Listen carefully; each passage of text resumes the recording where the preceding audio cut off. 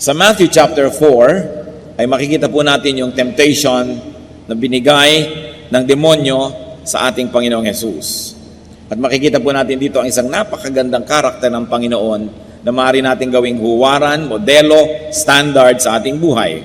Matthew 4:1. Then Jesus was led by the Spirit into the desert to be tempted by the devil. At doon pa lang sa opening sentence na yan, napakarami na po nating pwedeng maging leksyon. First of all, that the Lord was Spirit-led. Ang ginagawa ng Panginoon ay ayon sa udyok, bulong, turo ng banal na Espiritu. And that the Lord followed the leading of the Holy Spirit. If you are being led by the Holy Spirit to go to the desert, to the wilderness, and to stay there and to fast for 40 days and 40 nights, that's not an easy thing to do. Maaring tayo mga tuwiran, tumanggi, umiwas, subalit siya ay sumunod. In our lives, what can we learn from the lovable Jesus in this verse? Be Spirit-led. Listen to the voice of the Spirit. Kaya nga ang kabilin-bilinan sa Revelation 2:29, he who has an ear, let him hear what the Spirit says.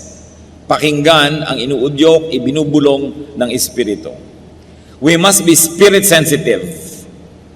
Pagka po may ipinapagawa ang Panginoong Diyos, kailangan tayo tahimik, quiet enough to hear the voice of God. Because seldom will the Lord raise His voice and shout. Most of the leadings are given through whispers, through quiet persuasion. Kaya kailangan po mayroong enough space and time in our lives when we are quiet so we can process the proddings of the Holy Spirit. But as children of God and the children of truth, we must discern if the Spirit is of God. Dahil may evil spirit din na bumubulong-bulong at nangihikayat, nang-aakit. 1 John 4:1, do not believe every spirit, but test the spirits to see whether they are from God. Examine the things we do. Examine the things we like to do. And we ask ourselves, is it from God? Kung may nakasakit ng inyong damdamin at gusto nyong saktan din, itatanong nyo lang sa sarili nyo, is this leading from God? Kung gusto nating gumante, is this from God? Na-offend tayo, meron tayong gustong gawing retaliation, is this from God? Makinig lang po tayo sa Espiritu ng Diyos, tayo makaiiwas na sa napakaraming mga pagkakamali at sa napakaraming mga sakit sa buhay. How do you do that? How do we discern? How do we develop discernment? If the Spirit is from God or not, immerse yourself in God's Word. Kailangan babad tayo sa salita ng Diyos, babad tayo sa panalangin, at babad tayo sa impluensyang makadiyos.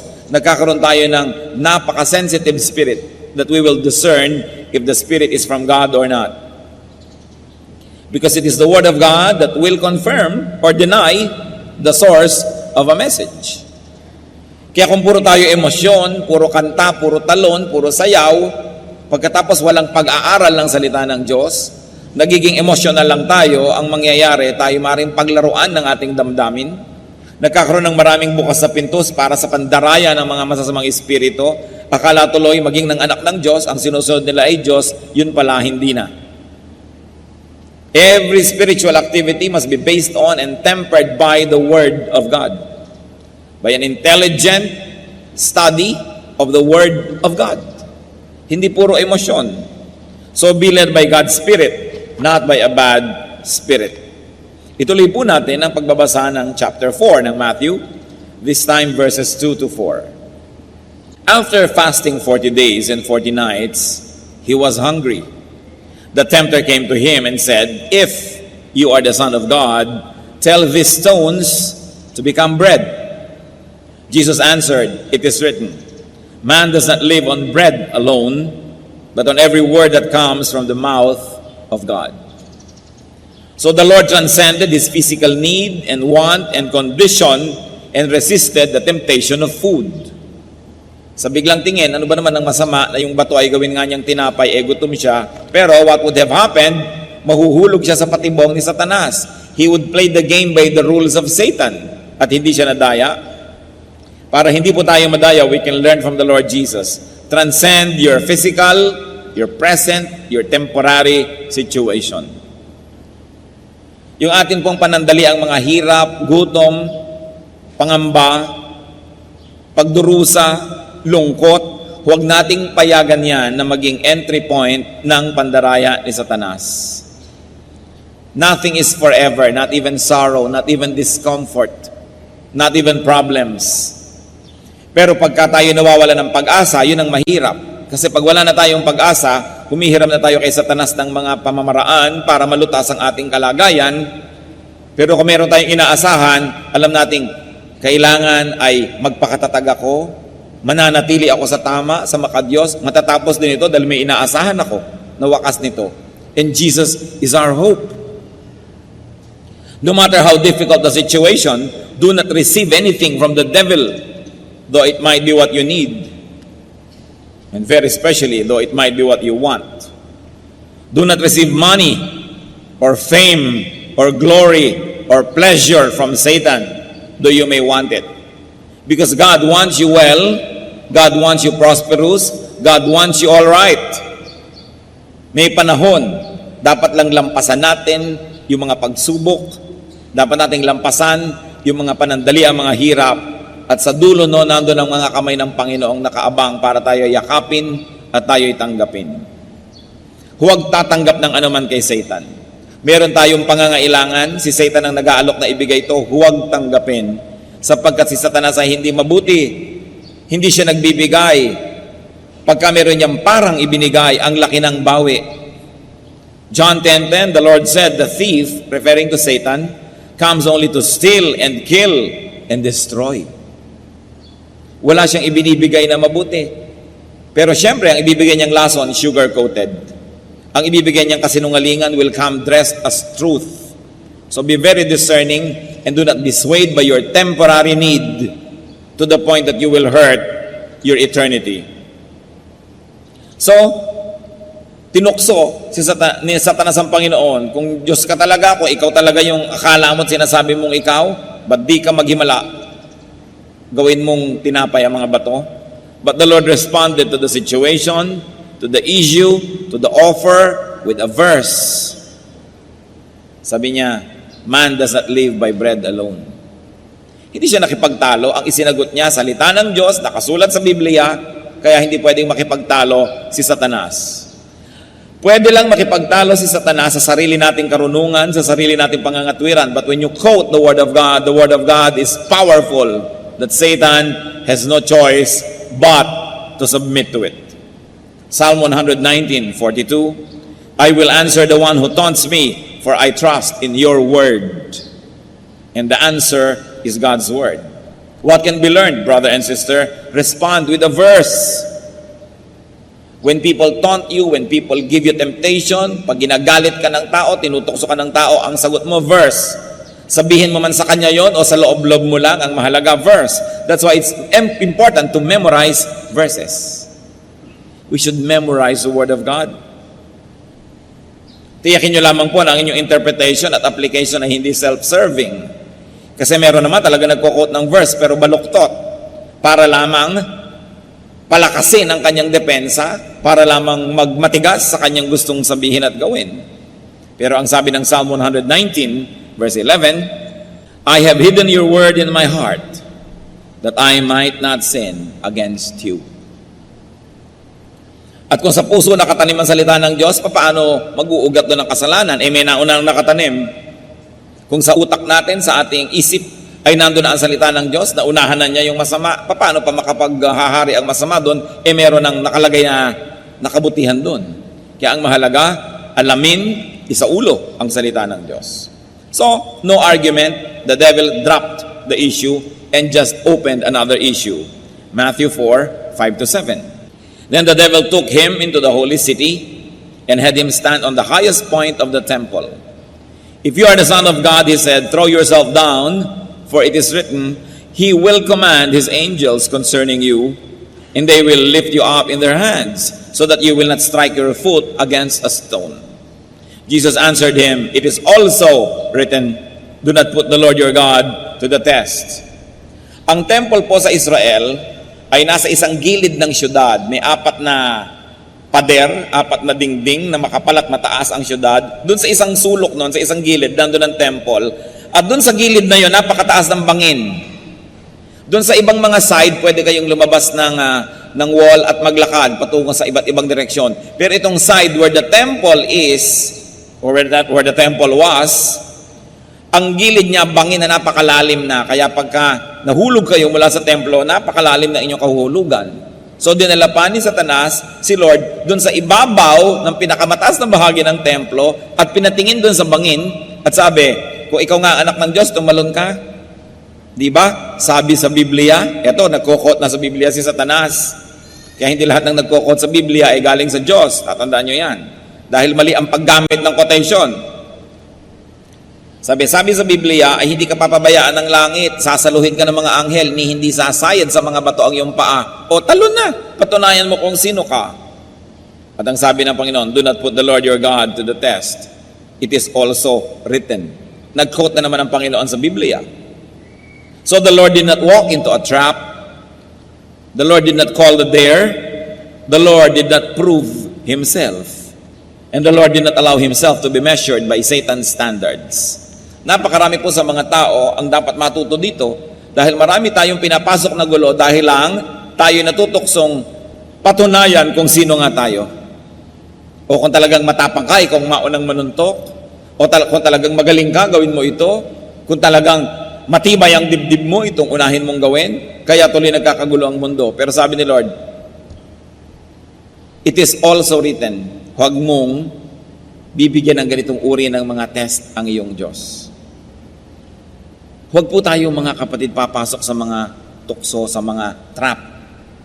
Pag pinuprove na kung sino ka, kumisan yung mga ibang younger people, ipoprove nila na magaling sila, mahusay sila. So anong gagawin nila? Magre-rebellion, gagawa sila ng sarili nila mga kingdom. Pero may pinuprove lang sila na magaling ako, kaya ko rin yan. But it's a trap. Because anything that is not done from a pure motive could only be the prodding of evil spirits. Sapagkat motibo ang tinitingnan sa atin ng Diyos sa ating ginagawa. Psalm 141 verse 9, keep me from the snares they have laid for me, from the trap set by evildoers.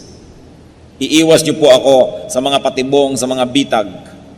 So keep me from friends and family, keep me from myself, na nagiging dahilan para ako hindi makapag-isip ng mabuti dahil kakampihan ako agad, uudyukan ako agad, na patunayan kung sino ako, na magaling ako. Ito po ay mga patibong. Avoid traps. At syempre, sinasabi din sa Biblia, ang mga babaeng magaganda at magagandang magsalita, ganon din ang mga lalaki na mapangakit, ay trap yan sa mga married people who should not even entertain such persons. They are traps. Oras na pumasok ka, hindi mo alam, bitag pala, ang hirap ng lumabas. Marami pong mga traps, mga kapatid. Kung minsan yung pagsisikap, sisikapin kong maging best engineer, sisikapin kong maging best accountant, o sisikapin ko na maging best pastor, sisikapin ko na maging magkaroon ng ganitong ministry at papalaguin ko. Kung minsan hindi naman pure lagi ang motive. Dahil lang may inggit sa kapwa, dahil may gustong patunayan o gustong makipagkompetisyon. Sayang ang lahat ng pagod natin sa pagiging excellent kung ang dahilan lang pala ay gusto lang nating magpasikat. Gusto lang pala nating daigin ang ating kapwa. Si Solomon na pinakamarunong na tao naglakad sa balat ng lupa, sabi niya sa Ecclesiastes 4 verse 4, I saw that all labor and all achievement spring from man's envy of his neighbor. Nagpapalaki ng bahay, hindi dahil kailangan niya o gusto niya, kundi dahil gusto niyang daigin ang kanyang kapitbahay. Estudyante, pinipilit ng magulang, taasan ng grade, taasan ng grade, taasan ng grade. Hindi lang talaga para matuto, para madaig pala ang mga kaeskwela. Husayan mo ang isang bagay. Kaya ganyan na rin siguro yung mga kumisan ay walang kabuluhan na nagpapalagay sa Guinness Book of Records. Pinakamahabang hotdog sa mundo, 3 kilometro. O ano ngayon, ang napala mo na may pinakamahabang hotdog sa mundo, nalagay ka lang sa Guinness Book of Record, natalo mo lang yung dating may record. Pinakamalaking salad, isang buong plaza, salad. Sino ngayon ang kakain nito? Pinakamalaking relleno, pinakamahabang pagkukulong sa loob ng kahon na maraming kasamang ahas. O ano ngayon ang napala ng sansinukob sa iyong achievement? Para lamang madaig yung previous record. So sabi, ano ngayon ang katuturan niyan? Proverbs 16:18, pride goes before destruction, and a haughty spirit before a fall. At kung ang Panginoon naging proud, pinatunayan nga siya kung sino siya, tumalon nga siya para saluhin siya ng mga anghel, at wala namang dudang sasaluhin siya. Pero ano ngayon ang napala niya at napala nating lahat? Pinagbigyan lang niya si Satanas at nanalo lang si Satanas at naging proud na ngayon siya, nagkaroon na siya ng kasalanan, na-disqualify na siya na maging champion o savior natin. Matthew 4:8-10, ituloy ang kwento. Again, the devil took him to a very high mountain and showed him all the kingdoms of the world and their splendor. All this I'll give you, he said, if you bow down and worship me. Jesus said to him, away from me, Satan, for it is written, worship the Lord your God and serve him only. So the Lord emphasized that God himself is to be worshipped, that God is to be served and not tempted. So nung hindi nag-click yung temptation na naman ni Satan, panibago na naman. O ibibigay ko sa iyo lahat ng kaharian sa mundo. Lumuhod ka lang sa akin, sambahin mo lang ako. Sabi ng Panginoon, nasusulat, sambahin mo ang Diyos mo at paglingkuran mo siya. What was important here is that the Lord knew himself, that he was the Son of God. And because he knew himself, he behaved accordingly. He demanded proper treatment and exercised his power and authority. Sabi niya kay Satan, away from me. Kayo po, mga kapatid, sino ba kayo? Kanino ba kayong anak? Natanong niyo na ba ang katabi niyo, kanino ka bang anak? Diba? Siyempre, ang sagot natin, anak ba tayo ni Satanas? No. Anak tayo ng Diyos. Amen? So, behave according to your identity. Anak ka ng Diyos eh. Christian ka eh. So, lagi mong itatanong, ito bang gagawin ko? Bagay sa anak ng Diyos gawin. So, behave according to your identity. Kristiyano ako, dapat ba ako nagpapakalat-kalat sa kalsada ng ganitong oras ng gabi? Kristiyano ako, dapat ba ako pumupunta sa mga nightclub, sa mga bar at kung ano-ano pa? Kristiyano ako, dapat ba akong nakikita sa ganitong uri ng mga sitwasyon? Behave according to your identity. Because the Lord said, worship the Lord your God. Huwag mo akong ganyanin, huwag mo akong tuksuhin, lumagay ka sa lugar. And Ephesians 4:1 says, I urge you to live a life worthy of the calling you have received. And the Lord calls us to holiness. The Lord calls us to glory and to eternity. Respect yourself. And automatically others and Satan will respect you. Kailangan igalang natin ang ating sarili. So Matthew 4:11, then the devil left him and angels came and attended him. Sumuko na si Satanas, matapos ang sunod-sunod na tukso, hindi siya pinatulan, ang isinagot lang lagi, Word of God. Walang labis, walang kulang. So the devil gave up and obeyed. And interestingly, angels affirmed Jesus' stand and position and served him after the test, not during. Not during. Hindi po natin tinutulungan ang sino man during the test. Hindi katulad ng nangyayari ko minsan sa LTC, nag-a-apply ka para sa lisensya o para sa renewal, tinuturuan ka na ng mga clerk ng sagot sa kaunting halaga at pabuya. Ano ang bunga? Mga tsuper natin na hindi marunong magbasa ng traffic signs, mga tsuper na hindi alam ang road etiquette, mga tsuper na talagang nakahambalang, nakakalat at napakalaking disgrasya sa kalsada kasi habang nagtetest, tinutulungan. Yung iba nga before the test, tinutulungan pa. Nakita niyo po yung mga anghel kung kailan sila nag-minister sa Panginoon after the test. Tayo man, kung dumadaan tayo sa pagsubok, angels will minister to us after the test. Not during. You have to pass it yourself. At ang nakatutuwa nito, at nakaliligaya at nakapagbibigay ng ginhawa, sabi sa Biblia, hindi tayo bibigyan ng pagsubok na di natin kaya. Sukat tayo ng Diyos. At ang pinapayagan lang niyang pagsubok na dadating sa ating buhay, yung nasukat na rin niya at alam niyang kaya nating ipasa. Kaya huwag kayong magsasabing napakahirap ng pagsubok, di ko kaya. Para niyo nang sinabing hindi marunong magkalkula ang Diyos, hindi siya marunong sumukat o bumilang. Sinabi na sa Biblia, hindi ka bibigyan ng pagsubok na di mo kaya. Kaya kapatid, kayanin mo, pass it. And the angels will be there at the end of the road to minister to you. Yung mga dinaanan ng Panginoon na daan, doon din niya tayo pinasusunod. Kaya yung mga nangyari sa Kanya, hindi malayong mangyari sa atin. Kaya lang, dapat nating gawin ang ginawa niya. Dapat siya ang ating modelo. The love of the Lord obeyed the leading of the Spirit. Transcended physical and temporary needs. The love of the Lord knew His identity. Behave according to that identity. And the Lord taught Satan to treat him according to that identity. Ano po bang identity nyo? Kayo'y husband? Behave as a husband of one wife. Nagkakagulo when you do not behave according to your identity. You are a wife, behave as a wife. You are a son, a daughter, behave as a son or a daughter. You are a brother or a sister, behave as a brother or a sister. You are a father or a mother, behave as a father. Ano bang ibig sabihin nun? Father ka, pagkatapos magkakaroon ka ng kulasisi, magkakaroon ka ng mga relasyon sa iba, nasisira ang relasyon ng asawa, na ninyong mag-asawa, nasisira ang relasyon ninyong buong pamilya, napapahamak ang iyong anak. Behave as a father. If only you know who you are and don't forget it, you behave as you are. Tulad natin, Pilipino o Pilipino ka, how are you expected to behave? Dapat malang tangkilikin mo ang mga product ng sarili mong lahi, ng sarili mong bayan. Dapat malang ibigin mo ang iyong bayan. Huwag mong kalatan ng mga ilog. Huwag kang dumagdag sa problema ng bayan, kundi solve the problems of the nation because you are a Filipino. Kung Filipino Christian ka, anong dapat na behavior mo? Marami po talagang tao nawawala sa sarili, kaya nagugulo ang buhay. May asawa na, nag-entertain pa ng iba, kahit man lang sa isip. Behave according to your identity. Hindi mo na dapat ina-entertain yan. Masaya ka man o hindi. Kung malungkot ka, di malungkot ka, magtiyaga ka. Pero hindi mo dapat nasirain yung image mo kung ano ka. And remember, we were created in God's image. We are God's workmanship to do good works. And you are a Christian. Kung Kristiyano ka, anong yung identity? Bagay ba sa bibig ng Kristiyano ang nagchichismis? Bagay ba sa Kristiyano yung rebellious sa kanyang spiritual authority?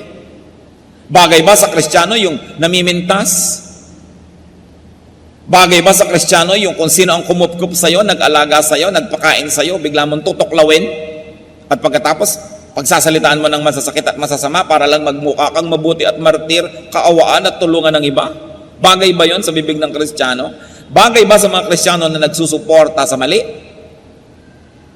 Kung tayo lang po lalagay sa lugar, aayos ang ating buhay.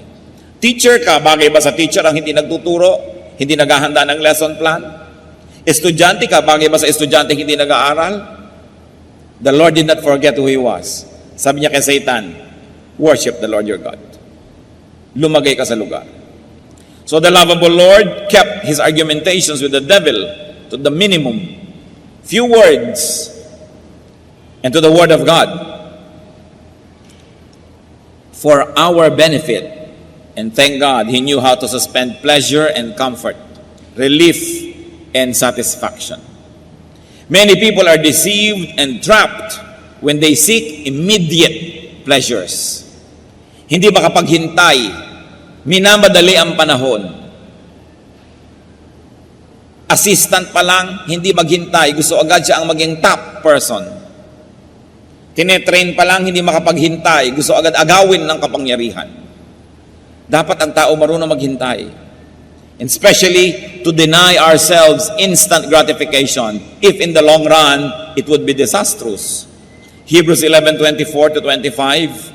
By faith, Moses chose to be mistreated along with the people of God rather than to enjoy the pleasures of sin for a short time. Isipin po ninyo, prinsipe na ang status ni Moses sa Egypt, the most powerful empire of the world. And yet, because he knew who he was, that he was a Hebrew, he belonged to the nation of God, he denounced his Egyptian identity, his royal status, and rather chose to be among the slaves who were the Hebrew people. Pinili niya na dumaan doon sa mahirap kasi yun ang tama. Nabuhay siya dahil siya ay naging totoo sa kanyang sarili. And even the Lord resisted temptation, stood His ground. The Lord suffered so as to be our champion, our Savior. Ano po ba yung mga champion na yan? Nung araw, halimbawa, may giyera, pangkat A, pangkat B, para maiwasan na lang na dumanak ang sobrang daming dugo, pipili na lang ang pangkat A ng kanyang champion. Yung pangkat B, champion. Yung dalawa ang maglalabanan. Pag natalo yung champion ng pangkat A, talo na yung buong pangkat A. Yan ang hinamo ni Goliath sa Israel. Sabi niya, ako ang kampiyon ng mga Philistines. Humanap kayo ng kampiyon nyo, kami na lang ang maglalabanan. Kung natalo ako, talo na yung buong army namin. Huwag na nating lipulin ang lahat. May champion ka. Nakita niyo po, pag may champion tayo, ang binibining Pilipinas, yan ang champion ng Pilipinas, ilalaban mo sa Miss Universe. Pag natalo siya, talo na yung buong Pilipinas. Pag nanalo siya, panalo na yung buong Pilipinas. Pag may basketball team tayo, sila yung ating champion. Pagka meron tayong representative, sila yung ating champion. So, si Lord, siya ang ating champion. Lumaban siya para sa atin. Hindi na tayo ang inisinuong sa giyera with Satan. Hindi na tayo ang ipinapako sa krus. Hindi na tayo ang hinagupit. Hindi na tayo ang dumaan sa kutakot-takot na hirap. Siya na. Pero kung hindi niya yun pinasa, talo tayong lahat. But because he stood his ground, no matter how difficult, na ipinapako na siya sa krus, ibinabaon ang mga malalaking bakal na pako sa kanyang laman, litid, buto. Nananalangin pa siya at hinihingi ng tawad yung gumagawa noong kalapastanganan na yun sa kanya. Kung siya'y nagalit, napuno, napikon, at gumawa ng hindi maganda, hindi na natin siya champion. Kasi ang champion na kailangan natin para mahugasan ang ating kasalanan ay yung walang kasalanan. Ang kailangan nating champion para tayo luminis ay yung may malinis na dugo. Tiniis niya ang lahat so that He will remain to be our champion. And thank Jesus because He is our victorious champion.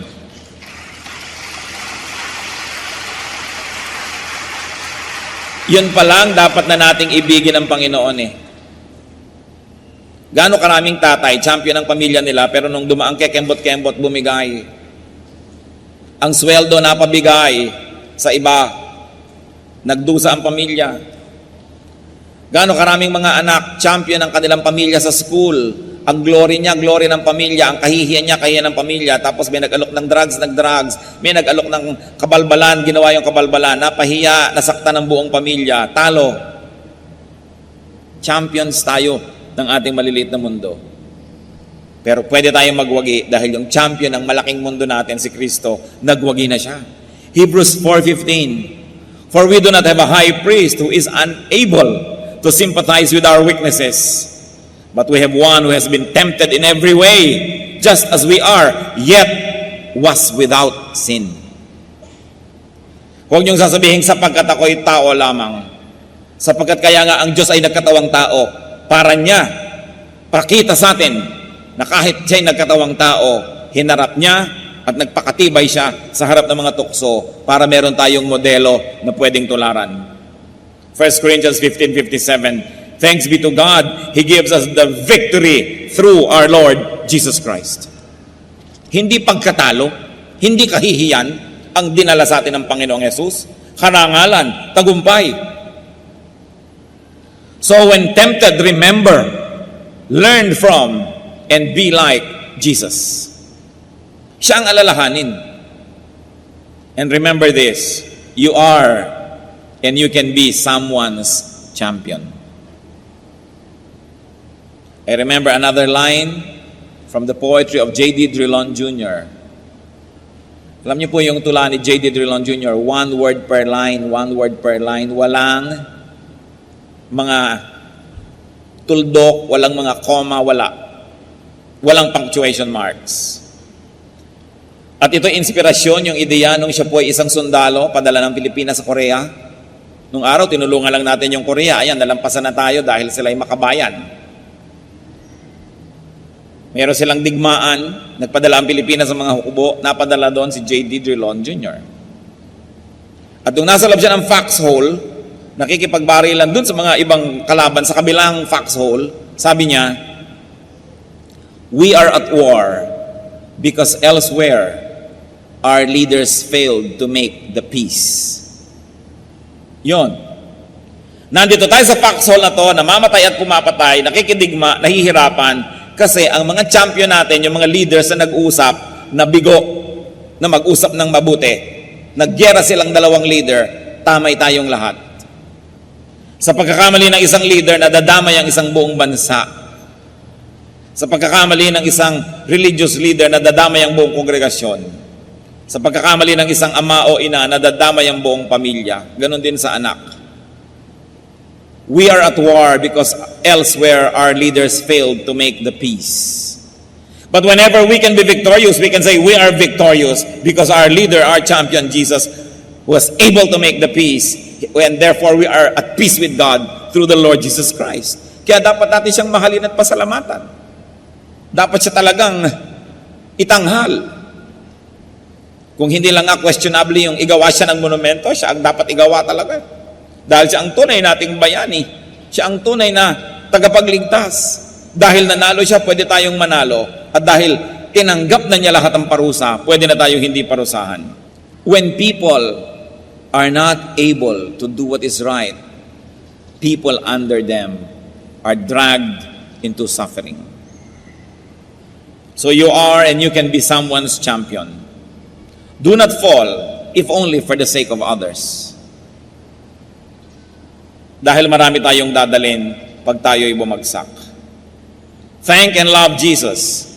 Nauna na siya sa paggawa ng mabuti.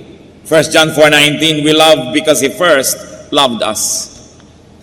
Nauna na tayong minahal ng Diyos, dapat tayong makipagmahalan sa Kanya. At itong dapat nating i-develop. I don't know how you will do it in a personal way, but develop a personal love affair with Jesus. Isang personal, maganda, masarap na relasyon. At salamat na lang dahil nanalo na siya. Huwag kayong malungkot, huwag kayong magluksa, huwag kayong matakot. Revelation 5:5, do not weep. See, the Lion of the tribe of Judah, the Root of David, has triumphed. Nagwagi na. At lahat tayo nakinabang at nakikinabang dahil sa kabutihan ni Jesus, dahil siya ang ating champion.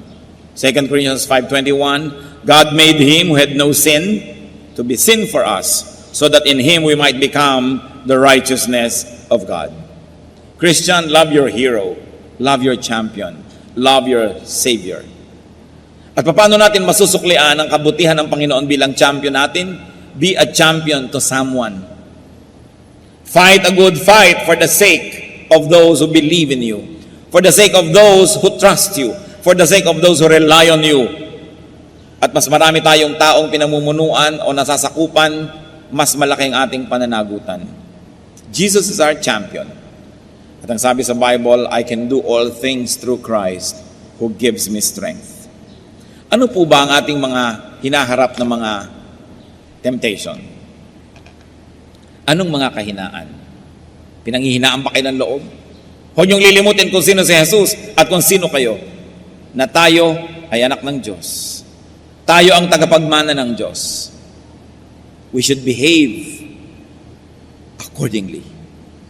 Huwag nating lilimutin, lalo sa mga panahon ng hirap. Huwag tayong bibigay. Huwag nating lilimutin, hindi bagay sa aking sumuko. Si Jesus, nung binibigyan ng pagsubok, ay hindi sumuko. Hindi ako dapat sumuko. Nauna na siya. Hindi ako ang pioneer. Hindi ako ang iimbento o hahanap ng mga sandata o lunas. Nagawa na lahat ni Jesus. Susundan ko na lang ang kanyang mga yapak. Maninindigan ako sa tama. Panginoong Diyos, kami nananalangin sa sandaling ito. Tunghayan mo po kaming lahat. Ang mga personal na buhay ng bawat isa. Alam niyo, Panginoon, ang mga dinaranas ng iyong mga anak ng mga pagsubok. Alam niyo po, ang dinadaanan na hirap. Alam niyo po, Panginoon, na napakadaling matukso kung ililipat namin ang aming paningin doon sa iniaalok ng kalaban. Turuan niyo po kami, Panginoon, na manindigan. Turuan niyo kaming tularan kayo as our champion.